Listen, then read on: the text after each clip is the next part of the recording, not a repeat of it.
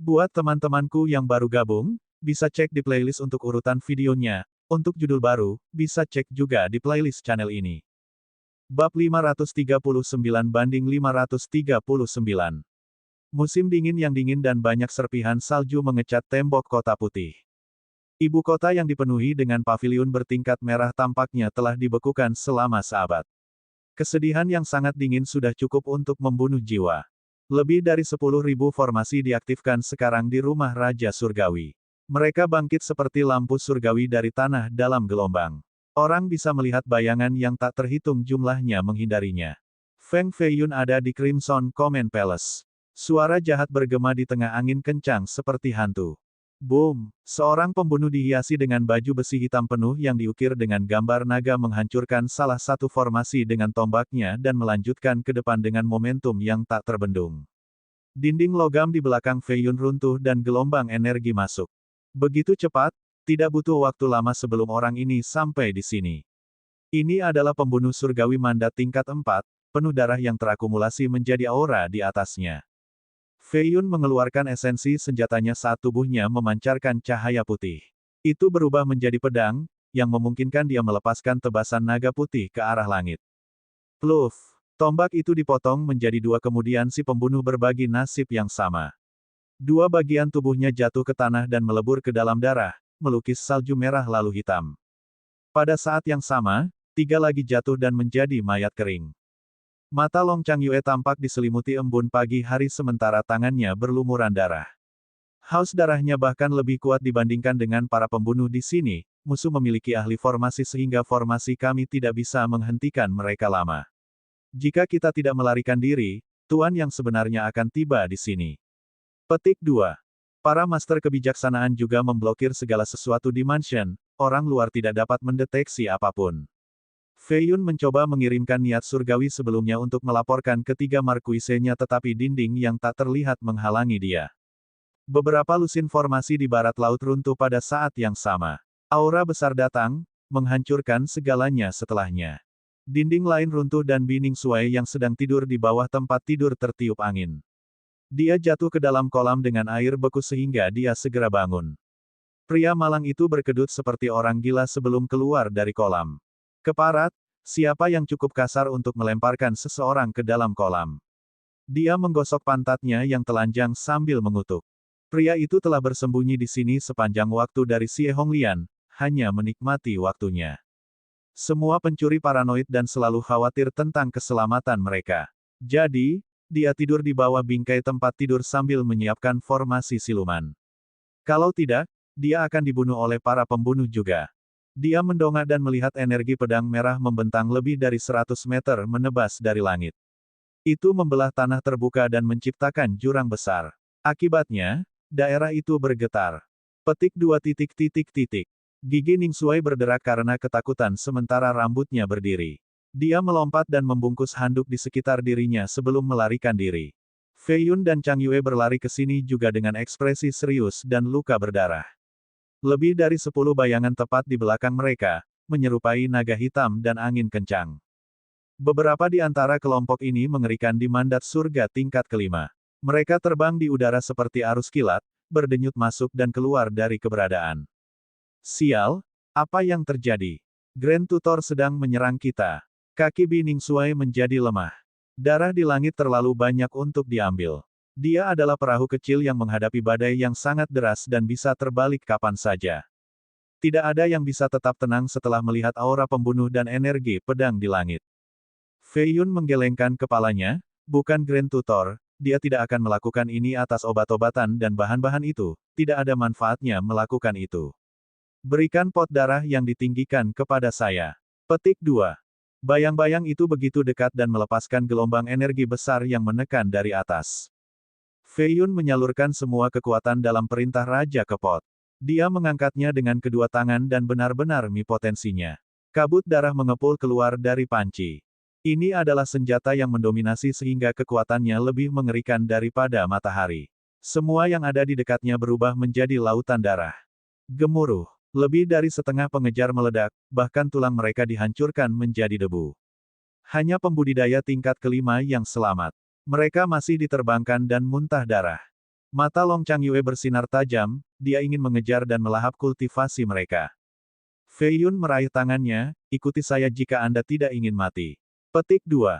Setelah mengatakan itu, dia memimpin jalan lebih dalam ke mansion. Ning Xuai berteriak, cara yang salah, itu bukan jalan keluar. Petik 2. Lagi pula kita tidak bisa melarikan diri, ini satu-satunya cara. Fei Yun balas berteriak. Ning Xuai tidak mengerti mengapa Fei Yun mendekat ke kuburan. Sementara itu, Long Changyue juga bingung tetapi dia jauh lebih percaya diri padanya. Pada akhirnya, Ning Xuai tidak punya pilihan selain mengikuti mereka, sialan, bahkan bencana di rumah besar ini, apakah ada tempat yang aman di dunia ini? Baut petir ungu turun dan terbelah menjadi 60 busur tepat di atas mereka. Ini membuat semua orang kehabisan napas. Raksasa setengah langkah. Fei Yun menggunakan pot sementara dua lainnya meminjamkan kekuatan mereka. Mereka bertiga melepaskan serangan lain yang nyaris tidak menghentikan serangan ini. Fei Yun baik-baik saja karena konstitusi tetapi dua lainnya terluka. Wajah mereka memucat dengan kerusakan parah pada meridian dan pembuluh darah mereka. Panci itu tidak cukup untuk menghentikan level kekuatan ini.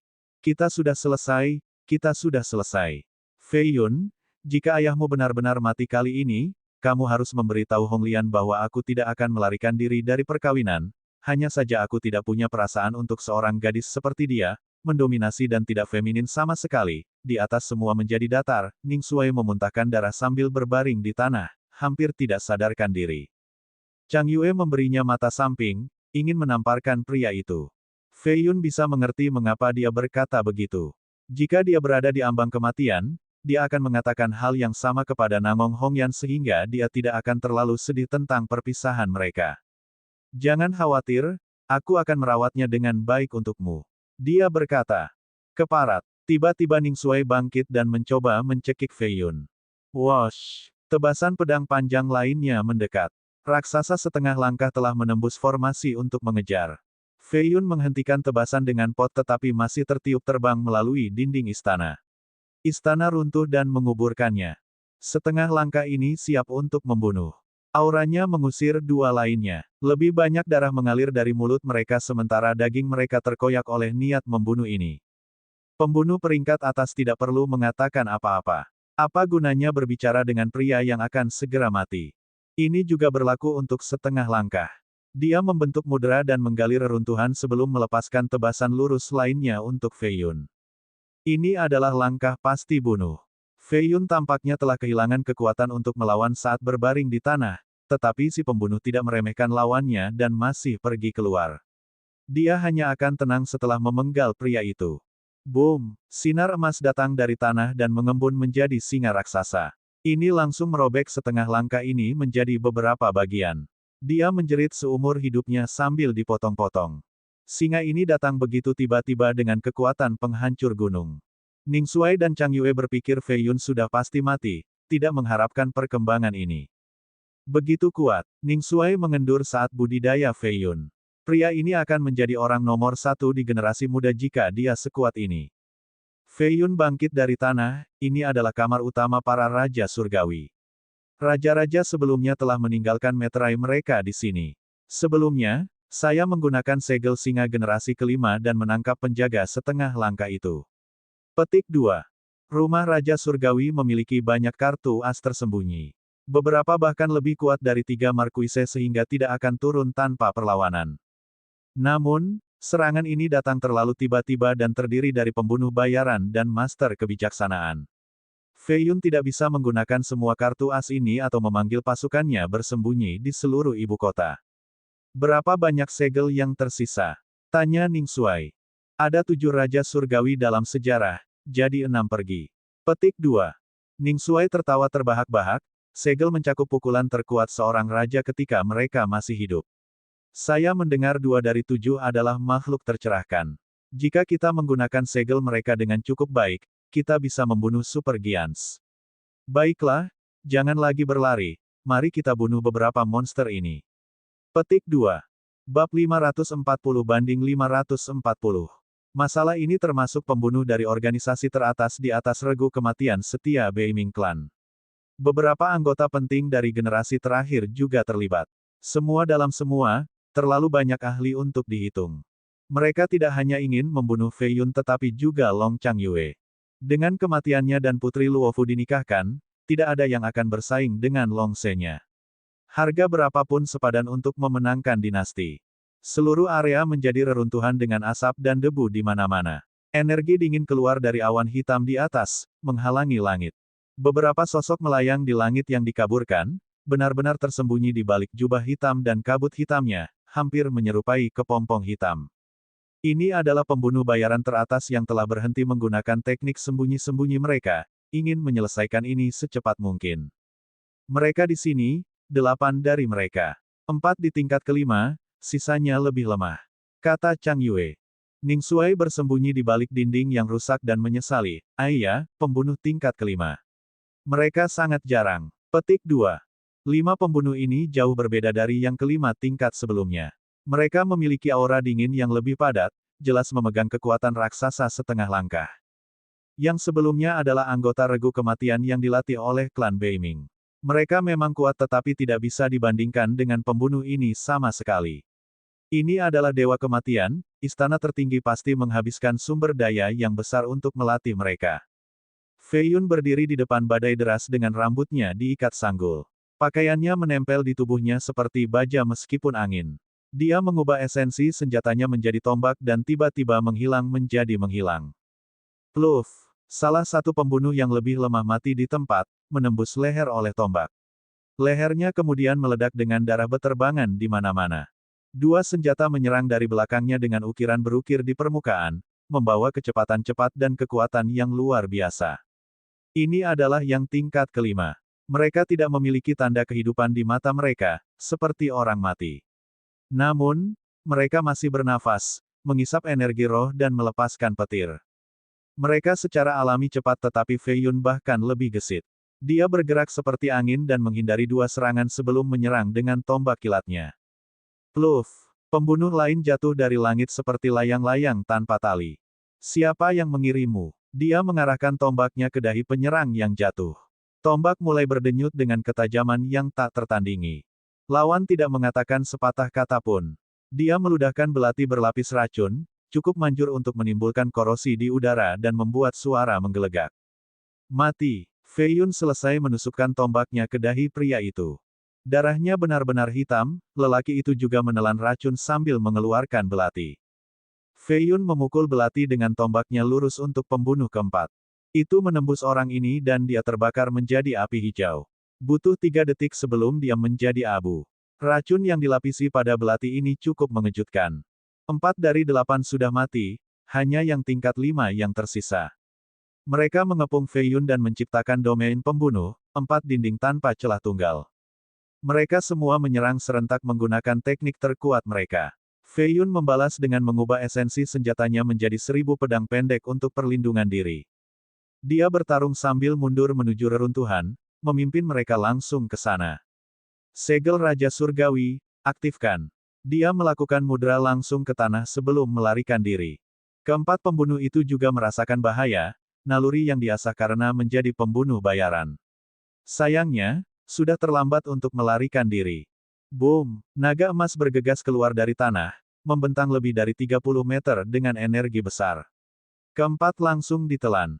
Ini adalah meterai raja generasi ke-7. Karena aura kerajaannya, energinya berbentuk naga emas. Ini adalah yang terakhir dari energinya sehingga berubah menjadi asap kuning, perlahan-lahan menyebar. Hujan darah tersisa di belakangnya. 4 pembunuh menakjubkan selesai begitu saja, tidak ada satupun mayat mereka yang tertinggal. Fei Yun tidak mendapatkan kesempatan untuk beristirahat sebelum aura pembunuh yang lebih besar turun dari atas. Wosh! Sebuah tebasan hampir membuatnya menjadi 2 bagian. Ning Shuai jatuh ke tanah karena tekanan dan tidak bisa bangun seolah ada gunung yang membebani dirinya. Long Changyue gemetar dan tidak bisa berdiri tegak. Ini adalah aura raksasa secara penuh. Sungai darah mengalir keluar dari awan yang mengepul dengan mayat dan kerangka. Sosok hitam yang menjulang setinggi 100 meter berdiri di atas. Pembunuh tingkat raksasa. Fei Yun tidak ragu sejenak dan mengaktifkan salah satu segel. Energi terkondensasi dan berubah menjadi sosok emas, dihiasi dengan baju perang, cukup tinggi untuk mencapai awan. Senjata pilihannya adalah Decapitator, terlihat seperti dewa perang. Ini adalah meterai Raja Surgawi ketiga. Rumor mengatakan bahwa ia mencapai alam tercerahkan dan hidup selama lebih dari 1600 tahun, pecinta pertempuran. Segel ini berisi niat pertempurannya dan benar-benar membanjiri bayangan di langit. Segel tua, sebuah suara heran datang dari awan. Decapitator emas datang menebas dan menghancurkan awan hitam. Hujan darah turun lagi. Kali ini, tetesan mulai membakar udara. Senjata ini secara alami tak terbendung, mampu membuat bumi terpisah. Bahkan pembunuh bayaran yang hebat itu tidak bisa menahannya. Tubuhnya jatuh ke tanah. Berat badan mereka yang besar meninggalkan lubang api besar di tanah. Akhirnya yang besar, Ning Xuai mulai bertepuk tangan. Di sisi lain, Long Changyue bergegas mendekat dengan ekspresi tegas dan dingin. Dia melepaskan serangan telapak tangan tepat pada luka di punggungnya. Darah menyembur bersama dengan energi roh, yang terakhir mengalir ke telapak tangannya. Ning Xuai melompat keluar dan berteriak, "Kamu wanita jahat. Mengambil keuntungan dari seorang pria yang terluka dan mengambil kultivasinya. Apa gunanya bagimu?" Petik 2. Pluf. Dia gemetar sebelum didorong mundur sambil muntah darah. Dia berbaring di tanah dengan telapak tangannya yang berlumuran darah, tampaknya terkoyak oleh banyak pedang. 5 jarinya hampir putus. Fei Yun menarik napas dalam-dalam. Luka di punggungnya perlahan menutup dan menjadi bekas luka. Itu jauh lebih baik setelah minum pil lain. Dia datang ke arahnya dan memberinya pil semangat kelas 3. Persetan, Fei Yun, dia adalah penguasa harta karun jahat dan mencoba untuk melahap kultivasi Anda sebelumnya. Ning Xuai memperingatkan. Fei Yun memandangi tangannya yang berlumuran darah dan menggelengkan kepalanya. Tidak, niat membunuh giant itu menyerbu saya sebelumnya. Kultivasi saya sekarang tidak dapat menghentikannya. Itu akan berakhir dengan menghancurkan tubuh saya dan memakan organ dalam saya. Dia menyerapnya lebih awal. Petik 2. Aku mengerti. Ning Xuai menjadi sedikit canggung. Setelah meminum pil pemulihan, dia melompat keluar dari pelukannya dan dengan dingin berkata, "Aku tidak ingin kamu mati karena tidak ada orang lain yang bisa menggunakan segel raja-raja ini untuk membunuh para pembunuh. Jangan pikir aku melakukannya untuk menyelamatkanmu." Petik 2. Tentu saja. Fei Yun mengangguk. Hanya ada 4 segel yang tersisa. Kita mati begitu kita menggunakan semuanya, kata Ning Xuai. Chang Yue menjawab, saya yakin para master kebijaksanaan tidak bisa menyembunyikan ini selama itu dari seluruh ibu kota. Tunggu sebentar dan kita akan selamat. Petik 2. Fei Yun meneliti daerah itu. Banyak formasi telah rusak dan lebih banyak ahli sedang menuju ke sini, beberapa giants di antara mereka. Situasinya berbahaya, musuh ingin menyelesaikan ini secepat mungkin. Oh, benar, Fei Yun, bagaimana dengan sepupumu? Di mana dia? Ning Xuai melihat wanita jahat mengalahkan 4 tuan dari Qian dengan 1 jari. Kultivasinya tidak nyata. Sepupu, mata Chang Yue menunjukkan tanda-tanda ingin tahu. Fei Yun berkata dengan ekspresi serius, yang terbaik adalah tidak menemukannya kecuali tidak ada cara lain. Petik 2. Tidak ada jalan lain sekarang. Anda keluarga, dia tidak akan marah jika Anda meminta bantuan. Ning Xuai bertanya lagi. Fei Yun berpikir untuk berlari di bawah tanah untuk meminta bantuan wanita jahat. Pertama, belum lagi bahwa dia mungkin menolak, bahkan jika dia ingin membantu, itu akan menghasilkan perang besar yang berpotensi memperingatkan Kaisar Jin.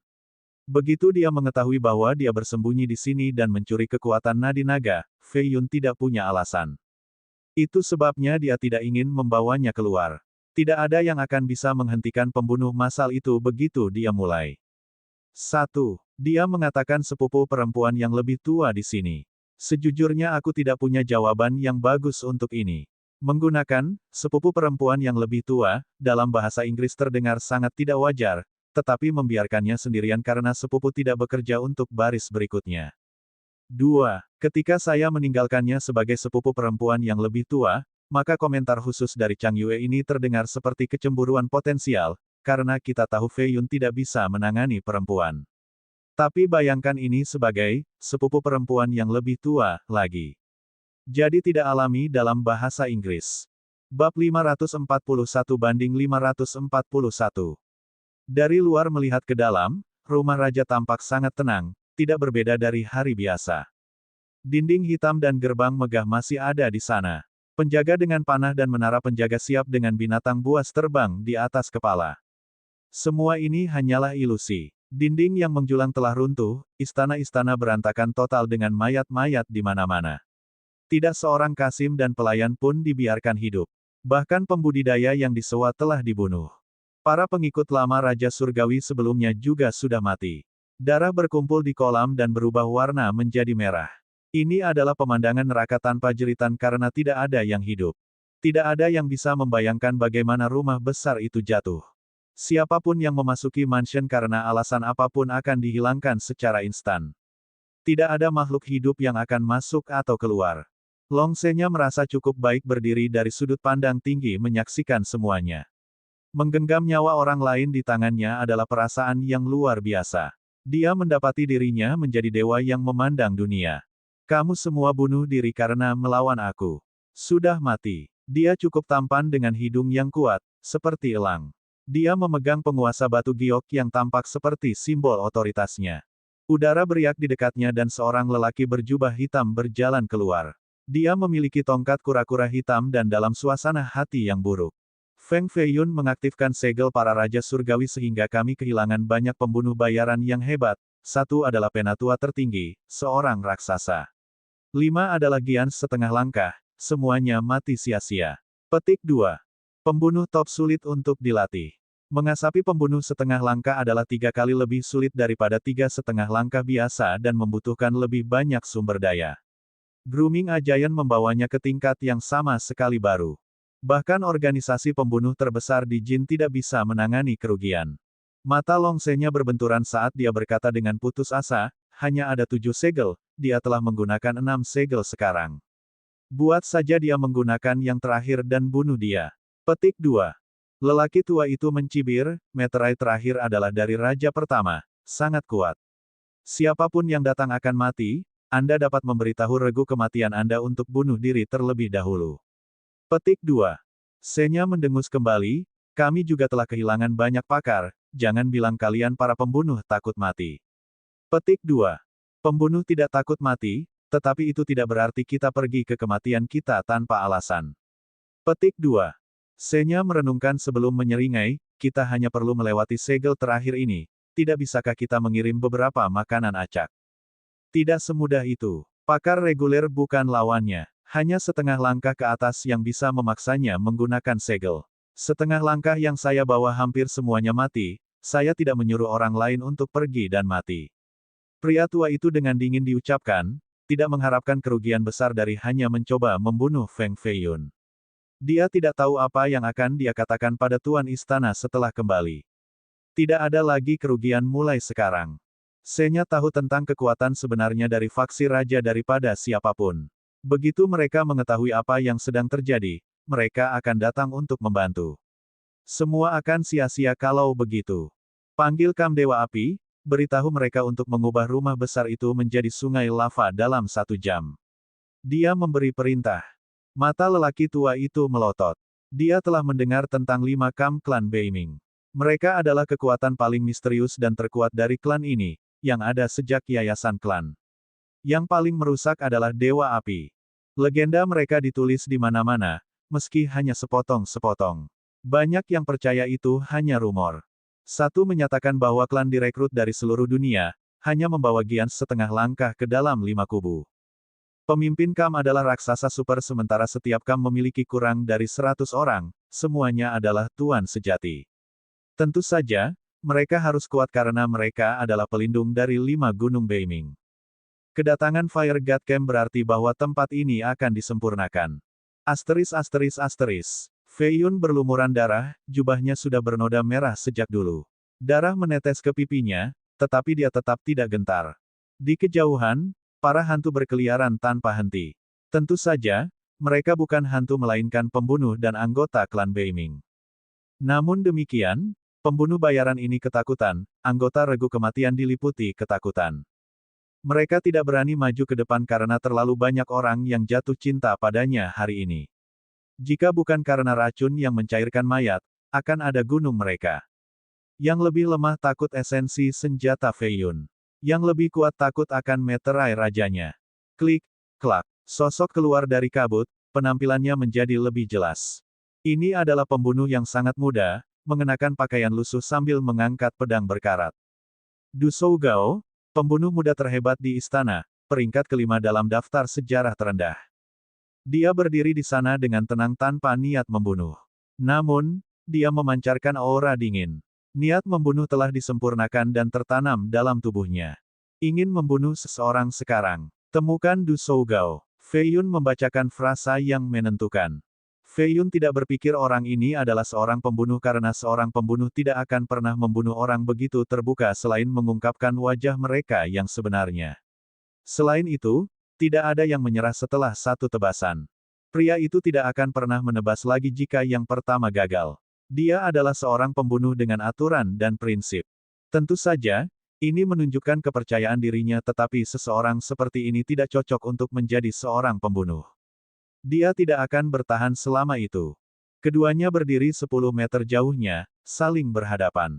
Shougao tampak seperti orang biasa ketika dia berkata, ini akan menjadi upaya ketiga saya. Petik 2. Meskipun kekurangan aura, Fei Yun bisa merasakan letusan yang terjadi di tubuhnya. Tidak ada yang bisa berspekulasi seberapa mengerikan tebasan berikutnya. Dan kamu akan gagal seperti sebelumnya. Fei Yun juga sangat percaya diri. Harus mencoba dan melihat. Pedang Souga menjadi hidup dan menyilaukan. Lapisan es muncul entah dari mana. Dia tampak seperti pedang surgawi yang terhunus, siap untuk membunuh semua keberadaan. Fei Yun mengendurkan pori-pori dan esensi senjata berubah menjadi tombak. Itu juga menyala saat dia berpose tanpa bergerak. Ning Xuai dan Chang Yue tidak jauh dari sana.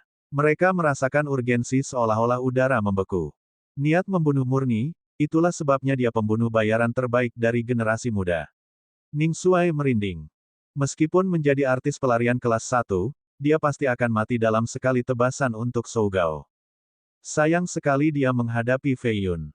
Kata Chang Yue.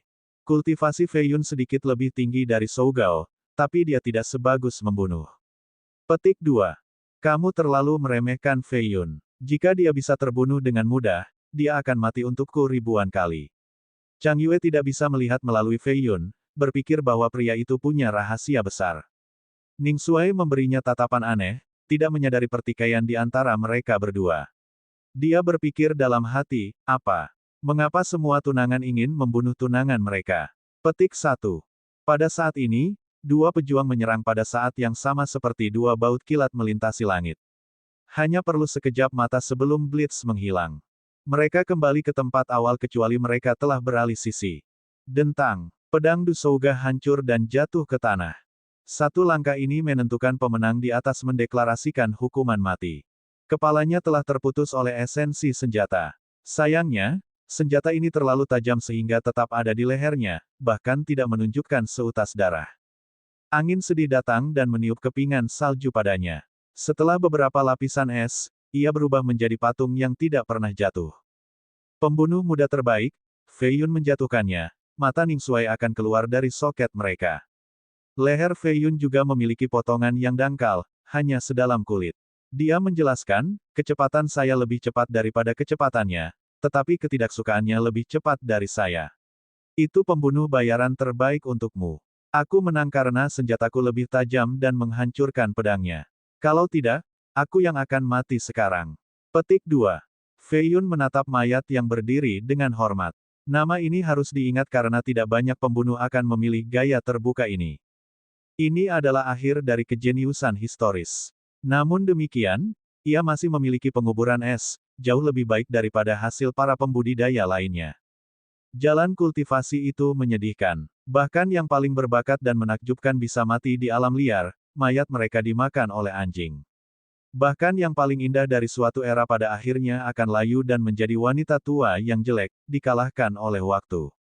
Orang bijak terkenal di dunia, tulang di bawah lumpur. Peri berkulit putih, nenek rambut abu-abu, ditinggalkan oleh semua dan meninggal sendirian di kamar mereka.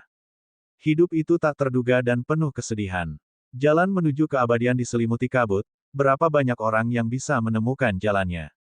Karena ini, Fei Yun tetap tidak tergerak. Dia bisa menjadi orang yang sekarat besok di jalan yang kejam ini. Karena itu, ia hidup setiap hari semaksimal mungkin dan menikmati semua kesenangan sehingga ia bisa mati tanpa penyesalan. Bab 542. Udara menjadi panas saat tanah retak sebagai laju yang terlihat. Uap air akhirnya berubah menjadi kabut putih. Para pembunuh dan anggota regu kematian di rumah sedih mulai mundur. Jari-jari menjadi sunyi, sangat sunyi senyap. Apa yang sedang terjadi? Apakah lava akan keluar? Sepatu Ning Xuai menyala jadi dia melepaskannya. Tapi selanjutnya, celananya juga terbakar. Kakinya telanjang mendesis di tanah. Mata Chang Yue berkedip ketika dia menatap langit, mengenali nyala api di atas cakrawala yang tak terbatas. Itu hangus dengan suhu yang luar biasa dan berada di lintasan ke bawah seperti meteor. Suhu meningkat, mencekik semua pejuang. Mereka merasa seolah langit mengalah. Seluruh ibu kota akhirnya bisa merasakan ini seolah-olah mereka berada di dalam kuali, dunia itu sendiri sedang disempurnakan.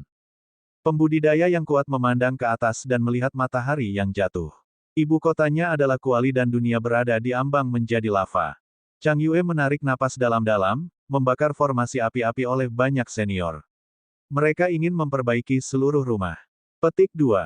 Pengetahuan Fei Yun tentang jin terbatas pada buku-buku, bukan pasangan elit dari klan seperti dia. Dia bertanya, apa itu? Kaki Ning Xuai gemetar ketakutan, ini adalah formasi terlarang yang dapat menghancurkan segalanya. Itu hanya terjadi 3 kali dalam sejarah jin, dan membunuh seorang makhluk tercerahkan semu di salah satu dari mereka. Alasan mengapa prefektur Earthchild memiliki tanah hangus sejauh 800 mil adalah karena formasi ini. Itu masih menyala sekarang selama lebih dari 1000 tahun. Petik 2. Itu akan hilang tanpa jejak sesudahnya, tidak ada yang tahu dari mana asalnya. Ekspresinya mengeras. Sepertinya kita sudah selesai. Ning Xuai tidak bisa tersenyum pada saat ini, merasa lemah di seluruh. Fei Yun melanjutkan, bahkan segel yang ditinggalkan oleh raja pertama tidak dapat memecahkannya. Raja sendiri mungkin tidak bisa keluar hidup-hidup. Dia berkata, kekuatan panas melonjak dan bangkit. Tanah dan lumpur terbakar sekarang. Istana-istana yang terbuat dari kayu telah menjadi abu. Ini adalah adegan apokaliptik dengan langit merah. Lava keluar dari tanah untuk melelehkan tempat itu. Siapa? Mengapa mereka begitu membenciku? Jika saya tahu siapa mereka, saya bersumpah akan merampok makam leluhur 18 generasi mereka. Ning Xuai berteriak ke langit. Chang Yue mencibir, mereka ingin membunuhku dan Fei Yun, ini tidak ada hubungannya denganmu. Petik 2. Ning Xuai mulai menangis, saya tahu saya terseret ke dalam ini. Saya selalu menjadi pencuri yang baik, mematuhi hukum, jujur, pria yang benar-benar tulus. Kalian adalah penjahat sebenarnya di sini, menjatuhkanku. Fei Yun memotong, tidak sulit untuk menemukan dalang yang sebenarnya. Keluarkan harta terpenting Anda, yang menunjukkan identitas Anda. Yang paling penting, mereka harus mampu menahan formasi ini. Petik 2. Mengapa? Kami akan mati dan Anda masih ingin merampok saya. Ning Xuai mundur 2 langkah. Chang Yue mengeluarkan sepotong batu giok dan memberikannya kepadanya, Kaisar Jin memberikan ini kepada saya setelah saya kembali ke istana, sebuah batu giok yang mewakili status saya sebagai seorang putri. Dimurnikan oleh Divine Round Jade dan memiliki formasi yang diukir oleh Kaisar di atasnya. Seharusnya tidak dihancurkan. Petik 2. Ning Xuai meringis selama setengah hari sebelum mengeluarkan anting-anting. Ini dibuat dengan cermat dengan batu delima kecil yang terukir di atasnya, diisi dengan jimat dan rune, ini adalah anting-anting Honglian, janji kami hadir. Bahkan makhluk yang tercerahkan tidak dapat memperbaikinya. Feng Fei Yun, jika Anda serakah untuk itu, menontonnya atau eksekusi surgawi akan menjatuhkan Anda. Petik 2. Fei Yun mengambil keduanya sebelum melemparkan ke lautan api. Rahang Ning Xuai jatuh ke tanah dan mencengkeram leher Fei Yun, aku akan membunuhmu, anak hilang sialan. Jika Honglian tahu bahwa aku telah kehilangan janji kita, dia akan membunuhku juga. Petik 2. Fei Yun dengan tenang mengeluarkan perintah raja dan melemparkannya ke sana juga. 2 lainnya tercengang, tidak tahu apakah orang itu sudah gila. Pada saat ini, rumah itu ditelan oleh nyala api. Daerah itu mulai mencair, mayat dan darah menjadi abu sekarang. Mereka secara alami tidak perlu menggunakan Fire God Camp untuk menangani juniornya. Namun, meninggalkan beberapa petunjuk di belakang akan bermasalah sehingga mereka perlu menghancurkan semua bukti. Meskipun banyak orang tahu tentang keberadaan Kam Dewa Api, mereka tidak tahu bahwa formasi ini berasal dari mereka. Rumah itu sekarang adalah lautan lava. Semua telah menghilang dan lava mulai melayang ke jalan-jalan kecil. Ini tidak mungkin disembunyikan sehingga para ahli di seluruh ibu kota bergegas. Klan Beiming dan organisasi pembunuh telah pergi, hanya menyisakan setelah kehancuran.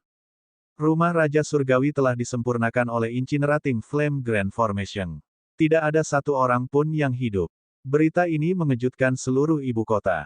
Itu menyebar ke klan Yingou kemudian istana kekaisaran ke semua kekuatan besar di Jin. Fei Yun dan dua lainnya berjalan menuju Vena Naga, lebih dari 1000 meter di bawah tanah. Mereka masih bisa merasakan lumpur mencair oleh panas yang mengerikan. Formasi itu menyegel seluruh ruang, bahkan tanah itu sendiri. Untungnya, Anda baik dengan formasi dan menggunakan esensi senjata Anda untuk merobek lubang, atau kita akan mati sekarang. Long Changyue merasa seolah-olah dia baru saja selamat dari bencana. Ning Xuai tertawa lebih tulus daripada siapapun, jika bukan karena Heaven Hammer dan Earth Owl saya yang menyebabkan kekacauan dalam formasi, bagaimana Fei Yun bisa melakukan apa saja. Mereka bertiga berusaha keras menembus lubang formasi untuk melarikan diri di bawah tanah. Fei Yun terus maju, musuh keluar semua seperti itu, pasti ada hubungannya dengan tahta. Petik 2. Long Changyue merenungkan juga, entah itu Putri Luofu atau perkemahan Long Se-nya. Putri Luofu memiliki kesepakatan dengan Fei Yun dan ingin menggunakannya untuk melawan Long Se-nya. Dia secara alami tidak ingin dia mati. Jawabannya menjadi jelas. Ning Xuai tidak terlalu peduli dengan hal-hal lain, aku ingin tahu, jika kamu tahu bahwa kita bisa melarikan diri, mengapa kamu membuang barang-barang kami? Bahkan perintah rajamu. Sial. Hal yang benar-benar membuatnya sedih adalah janjinya hadir. Ini juga harta yang langka, orang lain akan mengambilnya. Fei Yun berkata, supaya semua orang mengira kita sudah mati. Petik 2. Dua lainnya cukup pintar dan mengerti niatnya. Ning Xuai bertepuk tangan dan berkata, begitu, musuh akan lengah setelah mengira kita sudah mati. Setelah kita keluar, kita bisa merawatnya dengan mudah. Darah untuk darah, aku akan merampok mereka sampai mereka tidak bisa muntah darah lagi. Batuk, maksudku, pinjam. Petik 2. Long Changyue tidak setuju, tidak perlu untuk itu. Yang pertama sampai ke tempat kejadian dan menemukan barang-barang kami, itulah pelakunya. Petik 2. Mengapa kamu mengatakan itu? Yang lain juga bisa sampai di sana. Seperti Hong Lian kita, dia akan menjadi yang pertama berlari setelah mendengar tentang kehancuran. Ketika dia melihat anting-anting itu, desah, dia akan sangat patah hati. Ning Xuai menjadi sangat bersemangat setelah memikirkan bagaimana Hong Lian akan menangis untuknya. Itu karena dia selalu yang menangis, sekarang akhirnya gilirannya. Fei Yun menggelengkan kepalanya, itu tidak akan terjadi. Pelakunya akan menunggu di dekatnya, mereka paling peduli apakah kita mati atau tidak. Hanya dengan menemukan barang simbolis kami, mereka dapat beristirahat. Yang lain tidak bisa lebih cepat. Petik 2. Lalu, siapa? Ning Xuai masih belum tahu, di mana sepupumu selama ini? Apakah dia baik-baik saja? Petik 2. Fei Yun tersenyum dan berkata, kamu akan melihatnya sedikit. Petik 2. Sementara itu, setiap jalan dan sudut di ibu kota, setiap rumah besar dan tempat tinggal berbicara tentang masalah ini. Para penanam yang lebih tua takut, berpikir bahwa badai akan datang. Tentu saja, ada yang gembira sementara yang lain sedih. Beberapa terluka karena tertawa terlalu banyak sementara yang lain menangis sampai mata mereka memerah. Bab 543-543.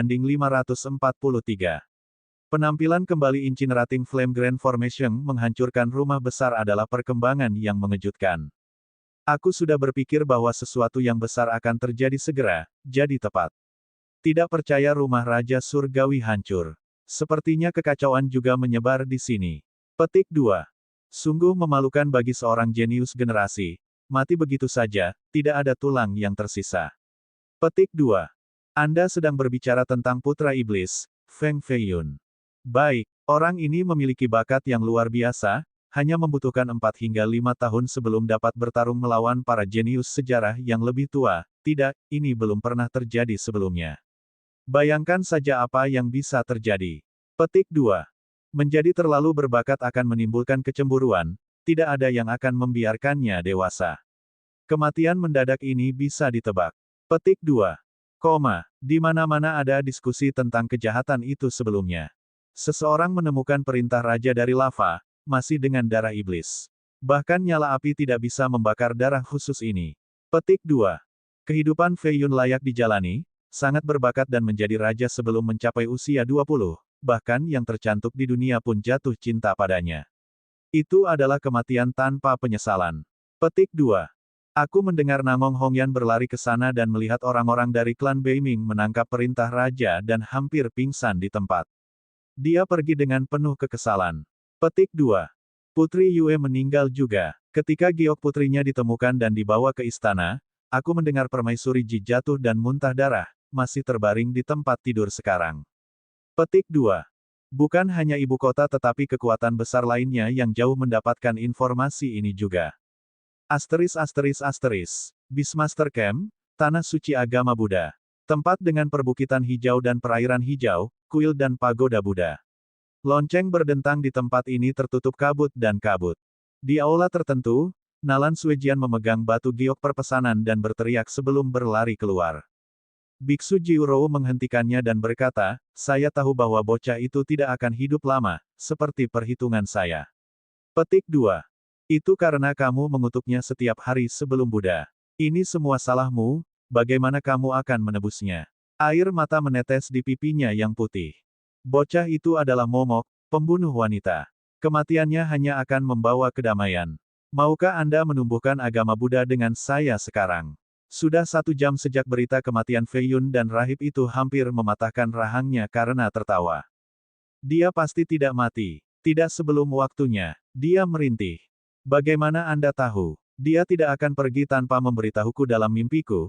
Dia tidak akan melakukan itu tanpa mengucapkan selamat tinggal kepadaku. Itu tidak mungkin.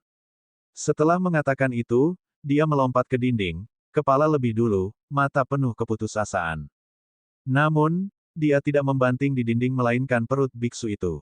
Dia melihat penampilannya dan menyesali dirinya sendiri, kasihan, anak idiot. Petik 1. Dia menghibur, jika dia tidak memberitahumu dalam mimpimu, itu berarti dia belum mati, jadi mengapa mencoba mencari kematian? Air matanya semakin mengalir. Dia menggigit bibirnya dan dengan sedih berkata, dia tahu aku takut pada hantu sehingga dia tidak ingin membuatku takut, itu sebabnya dia tidak memberi tahu aku. Dia mungkin benar-benar mati. Jika kamu takut hantu, maka berhentilah memikirkan anak itu. Aku semakin takut pada diri sendiri, semakin banyak kita berbicara tentang dia. Kata biksu itu. Aku tidak takut sekarang, dia menjadi pucat, tidak sedikit pun warna pink ditemukan di pipinya. Karena ini siang hari, biksu itu tiba-tiba menyadari sesuatu dan meraih bahunya, gadis kecil, kau. Tentu saja aku tidak akan takut karena aku akan bergabung dengannya, dia mungkin belum pergi terlalu jauh, jika aku, beruntung, kita akan bertemu. Di sepanjang Sungai Kuning, pada saat itu, aku pasti akan mengejutkan dan menakuti dia. Batuk, haha, darah menetes di sudut senyumnya ketika matanya yang cantik perlahan menutup. Beku itu meraih pergelangan tangannya dan merasa kedinginan. Meridian dan pembuluh darahnya hancur saat hidupnya meninggal. Hanya 6 relik Buddha di dalam dirinya yang masih cerah. Sayangnya, cahaya mereka juga redup. Betapa bodohnya seorang anak, kebodohan yang tak bisa disembuhkan. Biksu itu menggelengkan kepalanya dan mengeluarkan pil mempesona untuk memasukkannya ke dalam mulutnya. Dia mengumpulkan sejumlah besar energi Buddha dan meletakkan tangannya di punggungnya untuk menstimulasi kekuatan hidup dalam relik tersebut. Di luar ibu kota ada lautan pakaian putih, bahkan lebih putih dari salju, dan lebih sedih. Sebuah bel sedih bergema di seluruh kota. Kematian Raja Surgawi dan seorang putri berarti pemakaman yang hebat. Betapa menyedihkan. Divine King Feng yang tiada taranya memiliki bakat yang belum pernah terjadi sebelumnya tetapi meninggal terlalu dini. Kehilangan besar bagi Jin dan pengadilan. Beiming Mosou mengenakan topi putih dan mulai menangis dan meratap, mendesah ke langit. Seolah ayahnya sendiri telah meninggal. Pejabat lain memiliki ekspresi serius, beberapa juga menangis seperti Beiming Mosou. Putri Yue, anggun dan megah, telah dirugikan oleh penjahat. Saya mendengar permaisuri Ji masih terbaring di tempat tidur, jadi saya secara khusus membawa ungu Lingzi berusia 6.000 tahun, berharap itu dapat membantunya menjadi lebih baik dan melupakan kesedihan. Kata Mosou dengan ekspresi sedih sebelum memberikan akar memancarkan cahaya valet ke kasim utama istana. Longsenya memasang ekspresi pahit dan hampir menangis, adik Chang Yue tidak pernah mendapat kesempatan untuk tinggal di ibu kota dan mengalami banyak kesulitan selama masa mudanya. Siapa yang mengira ini akan terjadi sebelum dia bisa menikmati hidup di sini? Dia berhenti sebentar, tidak dapat berbicara. Sebelum melanjutkan, saya datang berlari setelah mendengar berita itu tetapi sudah terlambat dan hanya bisa menemukan segel gioknya. Petik 2. Putra Mahkota, apakah tanganmu baik-baik saja? Seorang markis bertanya dengan khawatir. Tangannya penuh bekas luka bakar dengan api masih mengoyaknya. Dia membentangkan jubahnya dan mengungkapkan luka-luka dan lebih banyak api di bagian atas tubuhnya. Dia merintih lagi, aku mencoba yang terbaik, tetapi aku tidak bisa menyelamatkan adik perempuanku. Para pejabat mulai menghiburnya. Suasana hatinya akhirnya menjadi lebih baik dan digantikan dengan kemarahan. Jika saya mencari tahu siapa dalang di balik ini, saya akan membuat mereka membayar dengan darah. Kenapa kamu menatapku? Putri Luofu merengut. Longsenya berkata, saya segera menyelidiki. Banyak orang melihat Anda keluar dari rumah Raja Surgawi sebelum fakta. Petik 2. Komentar ini menggerakkan kerumunan. Semua orang melirik Princess Luofu. Beiming Mosou berkata dengan nada serius, Putra Mahkota, pernyataan ini tidak bisa dibuat enteng. Petik 2. Senya melanjutkan, Kanselir Agung, saya tidak berdasar di sini. Luofu, apakah kamu atau tidak meninggalkan rumah itu pagi-pagi hari ini? Petik 2. Dia bertemu dengan tatapan semua orang, ya.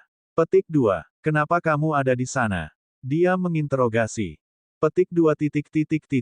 Sang putri tidak memiliki jawaban. Bukankah ini terlalu kebetulan? Apa penjelasanmu karena diam-diam meninggalkan gerbang barat mansion? Dia mengulangi. Dia secara alami tidak bisa mengungkapkan bahwa dia telah tidur dengan Feng Feiyun tadi malam. Bagaimana dia akan menjelaskan ini? Jadi, dia hanya berdiri diam di sana. Grand Preceptor tua, Dongfang Hanlin, terbatuk dan berkata, gerbang barat sunyi sepi tanpa penduduk, bagaimana Anda tahu bahwa ia pergi dari pintu masuk itu? Yah, Senya tentu saja tidak bisa mengatakan bahwa dia telah mengepung rumah besar pada saat itu. Dia dengan kuat mengatakan, tidak ada yang bisa dirahasiakan selamanya. Luofu berpikir bahwa kultivasi dan silumannya cukup bagus untuk menipu semua orang, tetapi orang-orang masih mengetahuinya. Tidak ada jalan keluar dari keadilan. Petik 2. Ekspresinya berubah dingin, kamu pikir aku yang memberi perintah untuk menghancurkan mansion. Saya tidak mengatakan itu, tapi saya menemukan bahwa Anda dan perbatasan utara, Gua Yin Void, dan Sekte Abadi Surya dari Earthchild sangat dekat. Siapa yang tidak tahu bahwa Solar adalah sekte terbesar di dunia dalam menggunakan api? Setelah mengatakan itu, Senya berlutut dan berbicara kepada Kaisar, ini semua hanya spekulasi saya, tetapi adik perempuan saya tidak bisa mati sia-sia. Kaisar, tolong selidiki ini dan jangan biarkan para pembunuh meninggalkan ibu kota hidup-hidup. Petik 2. Tidak butuh waktu lama sebelum Putri Luofu menjadi tersangka utama. Beiming Mosou juga melangkah maju, saya yakin ini tidak ada hubungannya dengan sang putri. Putra Mahkota sangat sedih dan emosional sekarang sehingga kata-katanya tidak sesuai. Petik 2. Luofu, apa yang harus kamu katakan? Kaisar bertanya. Aku tidak ada hubungannya dengan pembantaian di mansion. Sang putri menjawab. Mosou bertanya lagi, bagaimana dengan pemilihan pengantin pria besok, apakah kita? Seperti sebelumnya, pemakaman Raja Surgawi dan Putri Yue akan dimulai sesudahnya. Petik 2. Ekspresi Luofu memburuk, ini berarti bahwa Kaisar telah mencurigainya. Tentu saja, Kaisar tidak cukup bodoh untuk berpikir bahwa dialah yang melakukannya setelah mendengar beberapa kata dari Mosou dan Senya. Namun demikian, ini adalah tamparan bagi wajah keluarga kerajaan. Dunia akan menertawakan mereka, jadi pilihan pengantin pria diperlukan sebagai pengalih perhatian. Acara ini harus dilanjutkan dan pengantin pria tidak lagi penting. Yang terpenting, dia kalah dalam persaingan memperebutkan tahta. Meskipun tidak ada yang bisa membuktikan bahwa dia adalah pembunuhnya, skeptisisme dan kecurigaan ada di sana. Tidak ada gunanya bahkan jika Kaisar percaya bahwa dia tidak bersalah. Dia tidak akan memiliki cukup dukungan setelah duduk di atas tahta. Karena itu, dia tidak punya pilihan selain meninggalkannya. Akhirnya, dia memerintahkan 3 direktur dan 9 menteri untuk mengurus pemilihan calon pengantin pria sambil mengangkat pasak. Pemenang akan memiliki kesempatan untuk menjadi Raja Surgawi yang baru juga. Ibu kota menjadi semarak lagi dengan acara akbar ini dan lebih sedikit orang berbicara tentang pembantaian. Apa gunanya membicarakan orang mati? Menikah dengan putri tercantik di atas menjadi raja surgawi. Semua keajaiban merasakan darah mereka mendidih karena kegembiraan. Para senior dari kekuatan besar juga memulai persiapan mereka, mengambil harta dan senjata terbaik mereka, yang cukup kuat untuk menghancurkan sekte, semua untuk memenangkan pertempuran yang masuk ini.